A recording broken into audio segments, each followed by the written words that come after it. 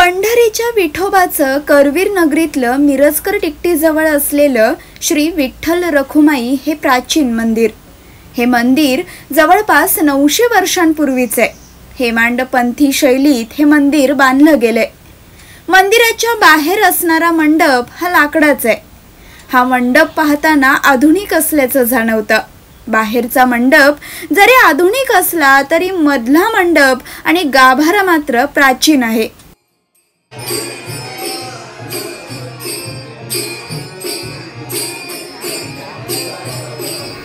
मंदिरामध्ये कैवल्यदाता पांडुरंग हा राई आणि रखुमाई या दोघींसह एका मेघडंबरीत विराजमान झालाय.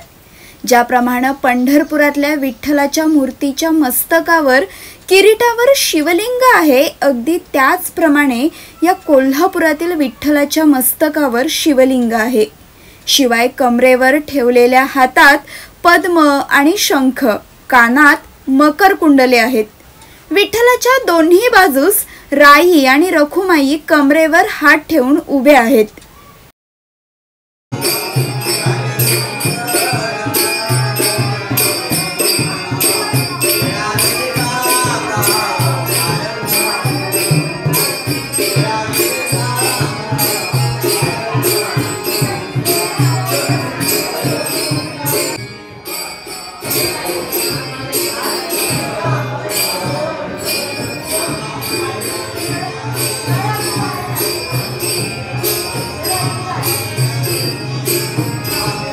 या विठ्ठल मूर्तीचं एक वैशिष्ट्य म्हणजे या विठ्ठलानं पादजालिका नावाचा पायात तोड्यासारखा अलंकार धारण केलाय.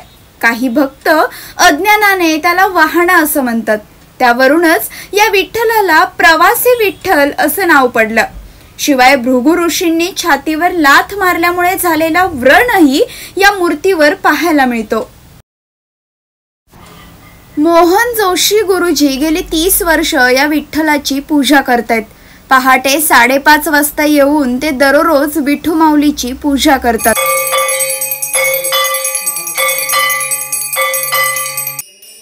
पूजा करत असताना मंदिरात येणारे भक्त टाळ मृदुंगाच्या गजरात विठू नामाचा गजर करत असतात. पूजा आटोपल्यानंतर 7:15 वाजता आरती होते.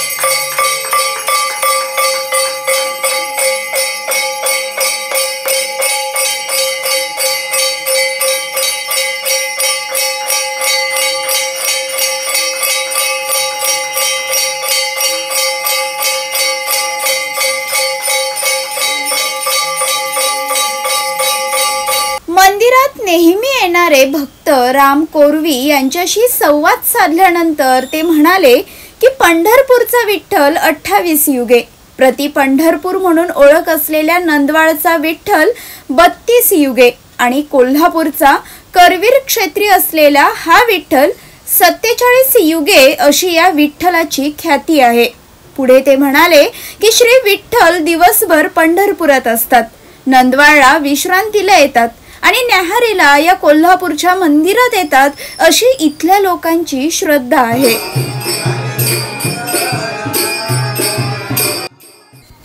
पंढरपूरप्रमाणे 84 लक्ष जन्माच्या फेऱ्यांतून मुक्ती देणारा खांब, गरुड स्तंभ, कान्होपात्रा, जनाबाई, नामदेव पायरी, गोधन व गोपिकांत समवेत कृष्ण, सन्मुख गरुड, हनुमंत अशी सर्व महत्त्वाची स्थाने इथे आहेत. वृद्ध मातापित्यांची चरणसेवा करणारा आणि पांडुरंगासाठी हातात वीट घेऊन बसलेला भक्त पुंडलिक असे एक दुर्मिळ शिल्प इथं पाहायला मिळतं. मंदिराच्या आसपास 10 छोटी मोठी मंदिरे आहेत.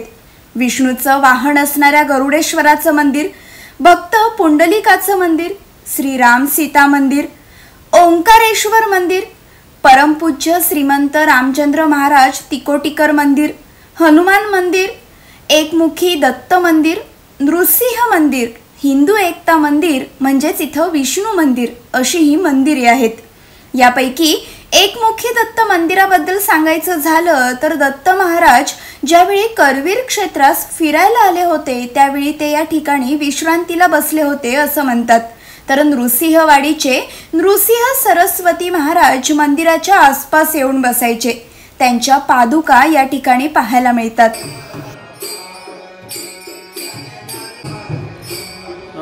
मंगळवार पेठ विठ्ठल मंदिर येथे श्रीराम मंदिर हे पुरातन असल्या कारणाने त्याची मूर्ती ही वालुकामय, त्याला पाणी घालायचं नाही, फक्त फुलानं चिंपडायचं.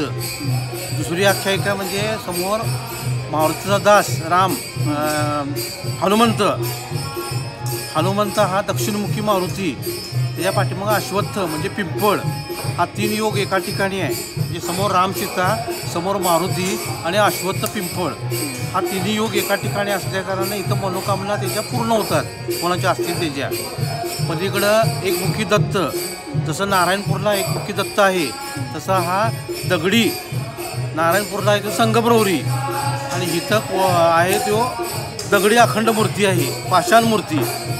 तसं ओंकारेश्वर मंदिर देखील पूर्वाभिमुख, म्हणजे पूर्वेकडं तोंड शक्यतो शिळचं नसतंय महालक्ष्मी म्हणजे महादेवाचं, तसा हा पूर्वाभिमुख हा हे आहे महादेव. आणि तुमचं भक्त पुंडलिक आहेतच. इथं देवळं भरपूर आहेत, विष्णू मंदिर आहे, तुमचं नरसिंह मंदिर आहे, अशी देवळे भरपूर आहेत आणि पुरातन आहेत. फक्त देवस्थान व्यवस्थापन इथे वैयक्तिक देवळं असल्या कारणानं इथं कोण म्हणजे हे करायला येत नाही. सगळे भक्त लोक सगळे सेवा करतात. कसं आषाढी वारीचं भक्त कसं आहे, मदन गोपाळ शारीग्राम चॅरिटेबल ट्रस्ट त्यांच्या मालकीचं म्हणजे रामप्रताप जमवर त्यांच्या मालकीचं ते विठ्ठल मंदिर आहे. आणि ही पुढची शाळा म्हणजे नूतन मराठी हायस्कूल, आणि हे इथं पूर्वी प्राचीन काम नाही. एवढा असा शंका आहे असा आपण घेऊया की काय, म्हणजे सुबक आकृती त्याची तयार आहे. आणि भरगव ऋषीने त्याला लात मारलेली आहे पांडुरंगाला. ती भरगव ऋषीची अशी म्हणजे पायासा त्याचा छातीवर केलेला आहे तसा, म्हणजे त्या काळातल्या लोकांनी देखील ते विठ्ठल मंदिराच्या बाहेर असणारे लाकडाचे गरुड मंडप, दत्त मंदिरा शेजारील असलेला पाण्याचा हौद आणि धर्मशाळा म्हणजेच सध्याची नूतन मराठी हायस्कूल हे मदन गोपाळ शाळाग्राम झवर यांनी स्वखर्चाने बांधून ईश्वर सेवा म्हणून जनता जनार्दनाच्या चरणी अर्पण केले.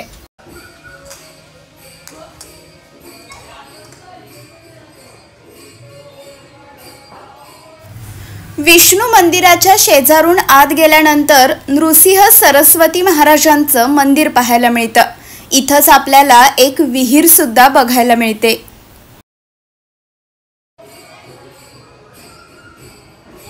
हे आपण पाहत आहात ते ओंकारेश्वर मंदिर. साधारणपणे 1970 साली एका विठ्ठल भक्तानं या विठ्ठल मंदिर परिसरात हा झेंडा लावून विठ्ठल चरणी अर्पण केलाय। आषाढी एकादशीला तर या मंदिरात जणू एक उत्सवच भरतो। कोल्हापूर जिल्ह्यातून आसपासचे वारकरी या मंदिरात येतात आणि इथून पालखी नंदवाडला नेली जाते। या एकादशीला सकाळी 8 वाजता मंदिरातून पालखी निघते, ती दुपारी 4 पर्यंत नंदवाडला जाऊन पोहोचते। वाटेत चंबूकडीला रिंगण सोहळा भरतो। या मंदिरात नियमित येणाऱ्या भक्त छाया यादव आणि अरुणा भोंगरे यांच्याशी संवाद साधला। त्यावेळी त्यांनीही आपल्या भावना अगदी मनसोक्तपणे व्यक्त केल्या। गेली किती वर्ष तुम्ही या मंदिरात येताय? मी आता 20 वर्ष झाली येते इथे। बर, कसं कसं वाटतं मंदिरात? खूप छान वाटते आणि मनोकामना पूर्वतात। अच्छा, तुम्ही कुठे राहता इथं? आम्ही इथं मंगळवार पेठेत रोज येता? रोज येतो। रोज सकाळी 6 ते 8 वाजेपर्यंत आमचं भजन आरती सगळं म्हणजे प्रसाद वगैरे सगळं असतं। बाकी भाविक तेन कसे येतात, कुठून येतात मंदिरात? भरपूर लोक येतात, तशी खूप लांबून पण येतात, वारकरी संप्रदाय येतात, दिंड्या येतात। आषाढी वारीला कसं असतं? आषाढी एकादशीला इथलं वातावरण? सकाळी पहाटे 5 वाजल्यापासून ते अभिषेक चालू असतोय। परत पेरा वगैरे 5 बडजी येतात, 5 बडजींच्याकडून पूजा केली जाते, भजन कीर्तन असते। संध्याकाळी 10 वाजता खिचडीचा प्रसाद असतोय। परत दुपारी दिवसभर भजनं असतात, संध्याकाळी कीर्तन असते, रात्री 1 वाजेपर्यंत असते। आणि दर एकादशीला खिचडी वाटप असते, खिचडी वाटप आरतीच्या वेळी। आणि रोज आमची दिवसातून 3 महिना आहे। सकाळी 7 ते 8, संध्याकाळी 5 ते 7, मग 7 ते 8 प्रवचन असते, 9:30 पुन्हा भजन, अशी रोजची दिनचर्या आहे। फार जुनं मंदिर आहे ना हे? फार जुनं आहे। कोल्हापुरात एकमेव आहे की अजून कुठं? नाही, एकमेवच आहेत, थोडी छोटी पण हे सगळ्यात मोठे। मंदिरात दर एकादशीला सकाळी 10 ते 11 आणि सायंकाळी 5 ते 7 या वेळेत भक्त लोक नामजप आणि भजन कीर्तन करत असतात। मंदिरात येणाऱ्या भक्तांना दर एकादशीला शाबू खिचडीचं वाटपही केलं जातं। मनात प्रचंड ताणतणाव, अस्वस्थता असली की या मंदिरात येऊन विठ्ठलाचं दर्शन जरूर घ्यावं। विठ्ठलाची भावमुद्राच मन शांत करून टाकते। या विठू माऊलीच्या मूर्तीला अगदी स्पर्श करण्याचं भाग्यही या मंदिरात लाभतं। तर अशा प्रकारे साधारणतः 900 वर्षांपूर्वीचं हे विठ्ठल मंदिर कोल्हापूरच्या प्राचीन इतिहासाचा एक साक्षीदारच आहे। रामकृष्ण हरी।